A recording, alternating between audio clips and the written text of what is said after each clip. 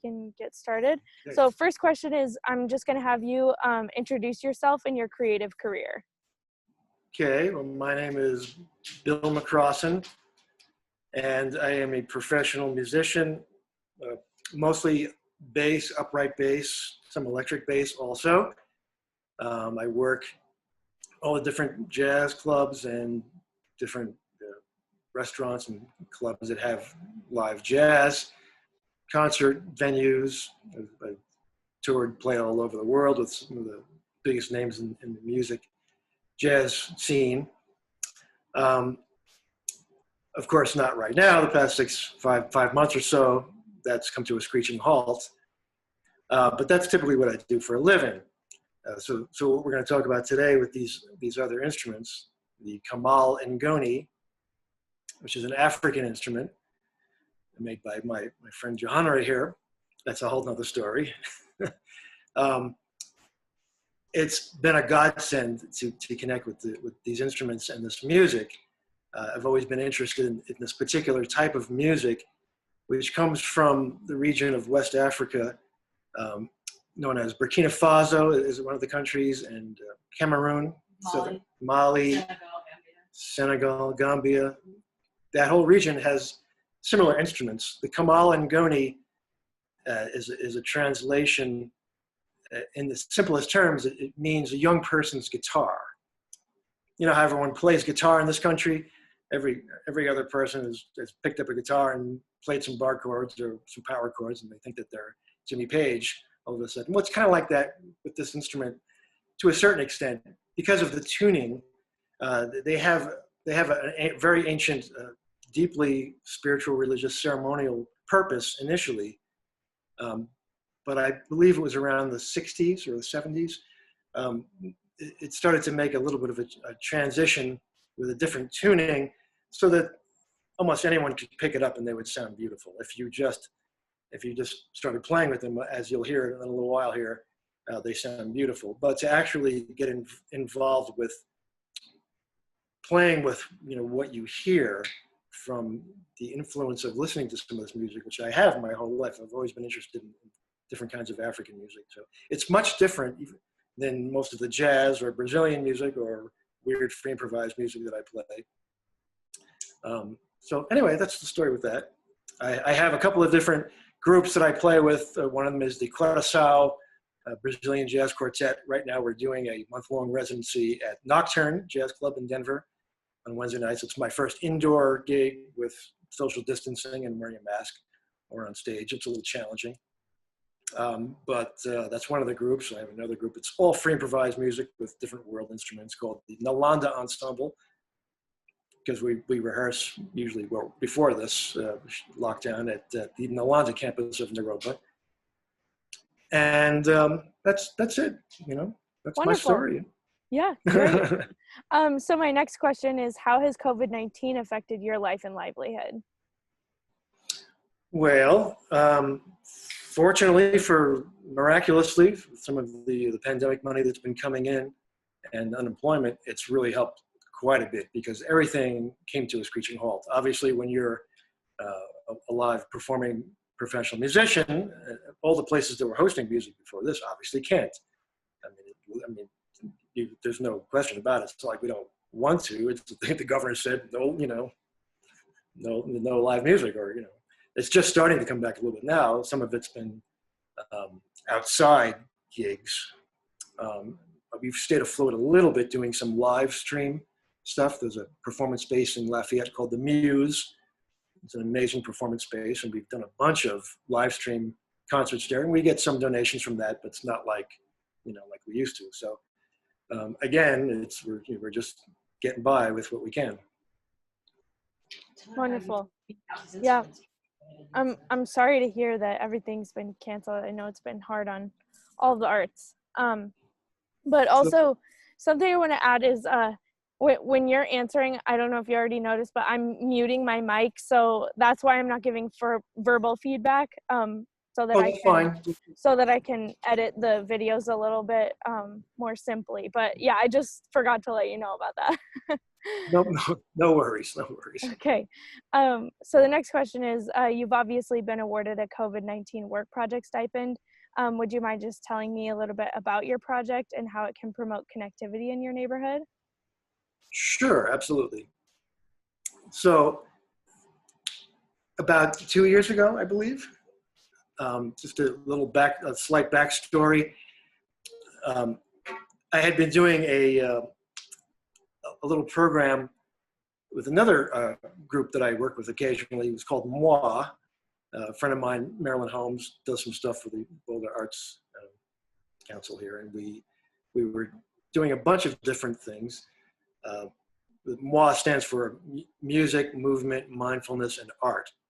So it was a real mashup of all these different creative, artistic things. And one of them we were doing at the time was another small neighborhood grant for a yoga and movement meditation on Saturday mornings in my area here where I live.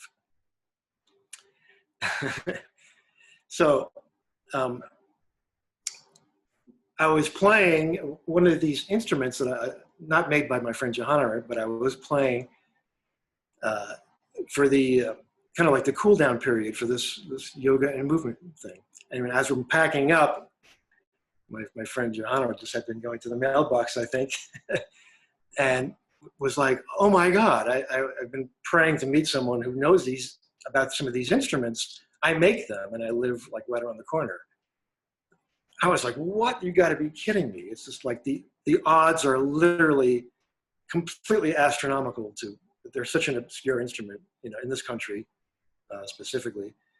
To find someone who lives like within like a few minutes walking distance who actually makes them is just astounding. So from that point on, we've been fast friends, kind of like co-creative partners in this endeavor. So she makes these things, and she can tell you a little bit more about that process when it's her turn here. But my input in it is she makes them, and I get to hang out with them when they're brand new and figure out what tunings they like, what kind of strings, because sometimes she makes her own gut strings too. They're sometimes they're silk, they're nylon, they're gut. Each one just wants to have a different sound to it, on top of what it would normally have different anyway, just because all the gourds, if I can show you quickly, they're gourd instruments. This is what they kind of look like. So there's a gourd, there's a skin on top, the strings, right? And she makes her own pegs. Sometimes she uses reclaimed wood for the neck. And then I'll play with them for a while. And,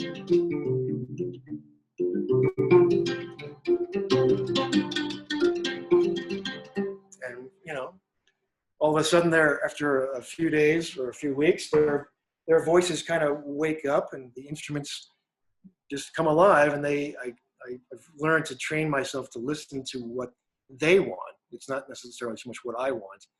And in the process, I get a chance to just, because I'm not working so much, to sit on my porch and meditate and play these instruments, and it's helped keep my sanity, to be quite honest. To connect with music that's so different from the regular jazz stuff that I'm doing on the bass is huge. So we figured, why not share this with the community? We have a beautiful community house, a room we can do something in if we're allowed to do that at some point, but we're hoping to just find a really beautiful day. And on the green of the Vista Village mobile home park here, we can get a bunch of folks to come out and have it be a little like a show and tell, if that makes sense, to talk about the instruments. People have questions, they're very curious about it. And then have them lined up so that several of them can play together at the same time, because we have little pieces that have evolved. I've actually written an entire book of Ngoni music that just from playing with these instruments. I don't know that anyone's actually written a bunch of Ngoni music in standard Western notation, but so we practice these pieces, and we'll be playing some of these pieces for the community. That is It's very wonderful. accessible music. It's beautiful Yeah. music. They all sound amazing together. That's amazing. Anyway. Yeah, the instrument is gorgeous. I can't believe that's entirely handmade. Check out this one. Look at this beauty. Wow. That is incredible. Oh my gosh. Amazing. Yeah. I Each mean, one is, and it's incredible that y'all connected and we're so close. yeah, it's truly mind-boggling. That's And I'm crazy. super, super grateful. Yeah. So finally, is there anything else you'd like to share? Well, yes, maybe at the end, if that's okay.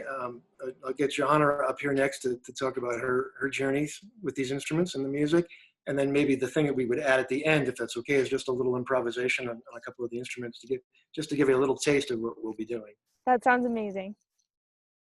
Okay. Perfect. Thank you so much. I Thank appreciate your help. you. Yeah, thank you. I'm glad we could schedule this. Hello, I'm Sarah. Hi, Sarah. I'm Johanna. Johanna. Yep. That's a very interesting name. I've got to say it's my first time meeting a Johanna. I hope I'm not butchering it. No, it's so just think of like it's Jahanara. So it's a lot of Johanna. Johanna. Okay, yeah, nice. Okay, great. So first off, I'm just going to have you introduce yourself and your creative career.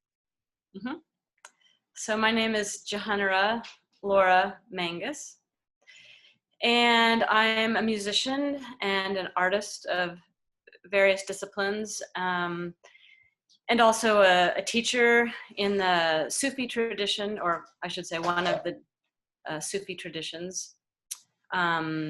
I also teach out of a couple other traditions, and I utilize music in my teaching, so and the arts as well. I teach as an artist.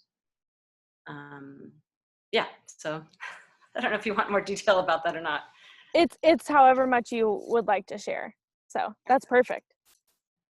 So my next question is, how has COVID-19 affected your life and livelihood? So it's really cut down on the avenues for making money, but it's increased the opportunities for exploring creativity.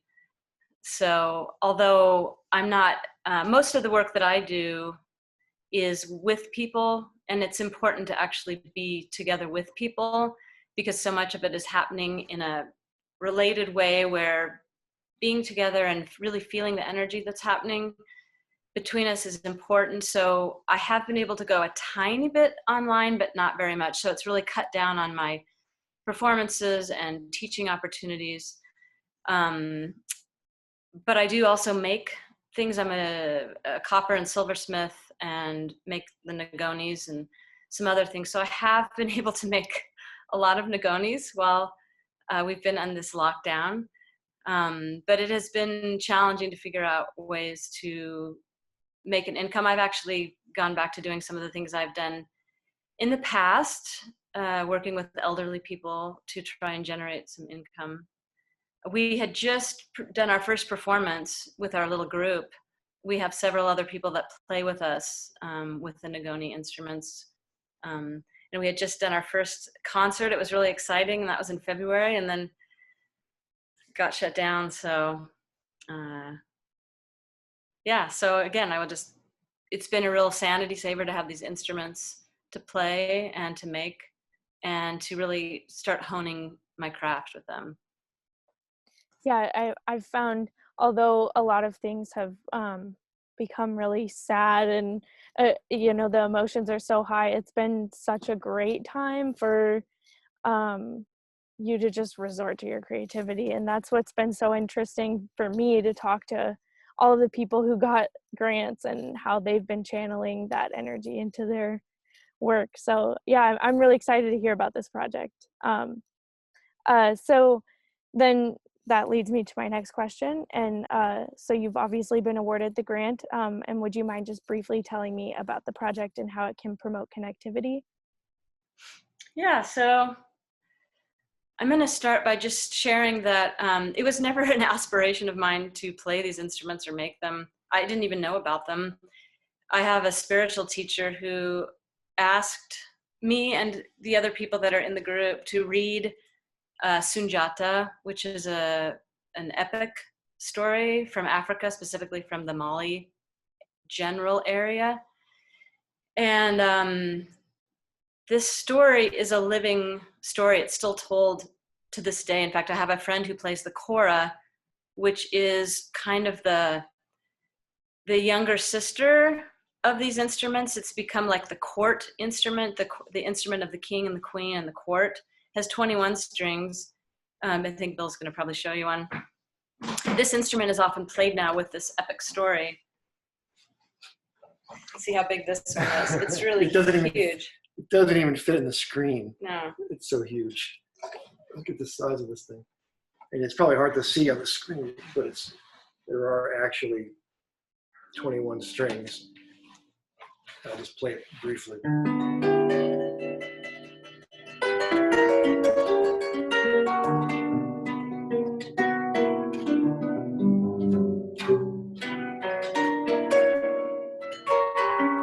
So that's what that sounds like.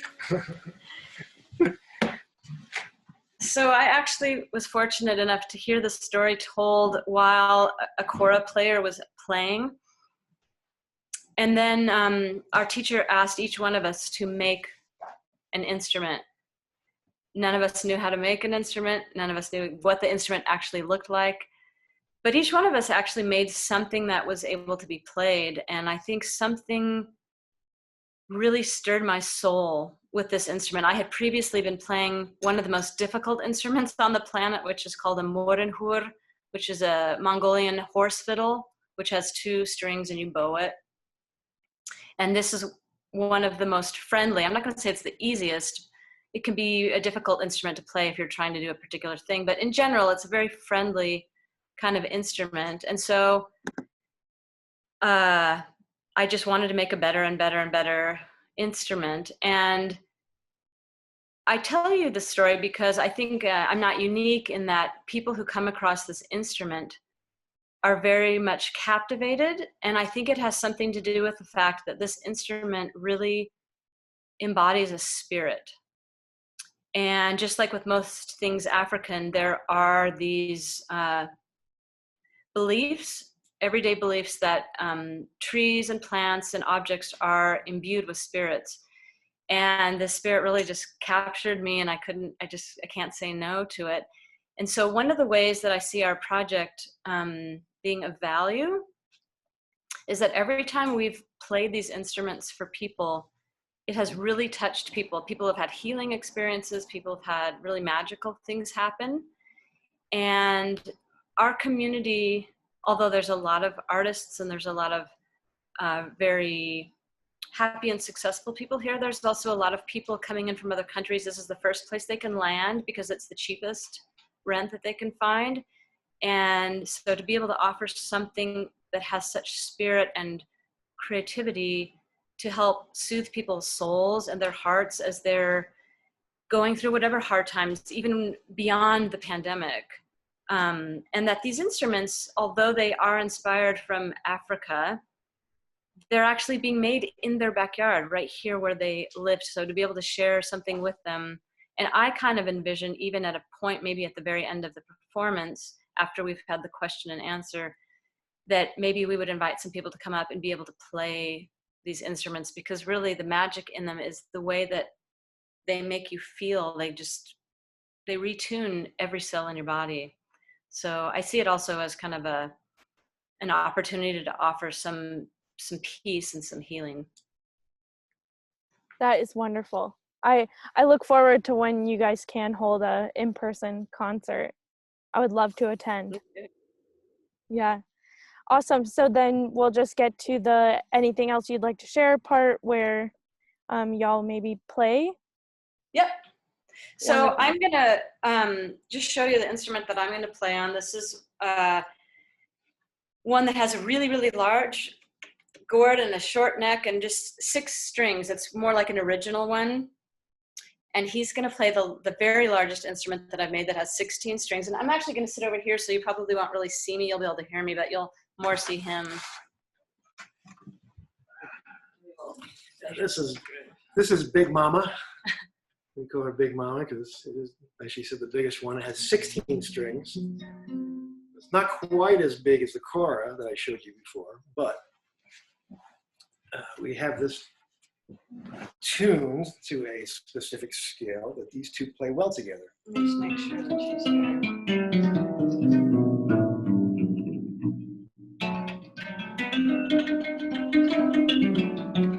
Can you hear it okay?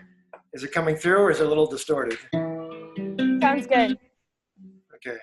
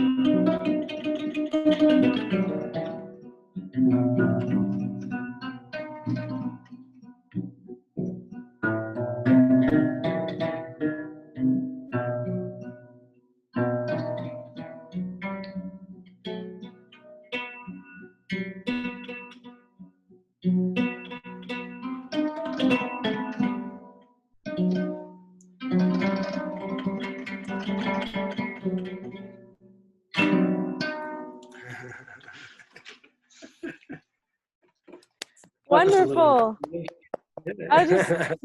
That is amazing. I love that. I feel privileged to have gotten a personal concert here. Oh, our pleasure. Our pleasure. We'll let you know. Hopefully you can make it when we do something live down the road.